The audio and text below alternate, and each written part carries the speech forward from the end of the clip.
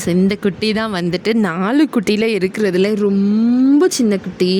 So இதுதான் நம்ம வீட்டு ஜெயின் குட்டி. அப்படியே ரயா மாதிரி இருப்பான். நிறைய ஒயிட் வந்திருக்கும், பார்த்தா தெரியும் உங்களுக்கு. இவனுக்கு தான் ஐ இன்ஃபெக்ஷன் ரொம்ப சிவியராக இருக்குது அப்படின்னு நான் கமெண்ட்டில் சொல்லியிருந்தேன். இப்போ ஐ இன்ஃபெக்ஷன் எல்லாமே நல்லா குறைஞ்சிருக்கு அவனுக்கு.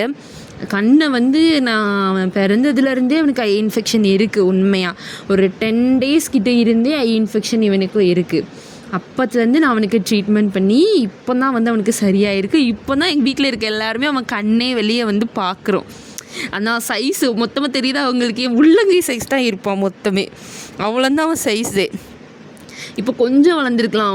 ஒரு 3 நாளைக்கு முன்னாடிலாம் பார்த்திங்கன்னா ரொம்ப டைனியாக இருப்பான். அதேமாதிரி பிறக்கும் போதே அவனுக்கு வாலில் ஒரு அடி. அது எப்படி ஏற்பட்டுச்சு அப்படிலாம் தெரியாது. அது இப்போ நல்லா க்யூர் ஆகிருக்கு. பட் அது கொஞ்சம் ஹார்டாக இருக்குது. அது எப்போ போகும் அப்படின்னு சொல்லி தெரியலை. அதுக்கு அந்த ஸ்ப்ரே இருக்குல்ல, ஹிமாலயாவில் ஸ்கேவன் ஸ்ப்ரே, அந்த ஸ்ப்ரே தான் யூஸ் பண்ணி அதுதான் சரி பண்ணேன். தெரியுதா வாலில் அடி? நல்ல வால். ஆனால் ஆள் பார்க்க தான் சின்னதாக இருப்பான். சேட்டை பயங்கரம். என்ன ஜெயின் ஜெயினு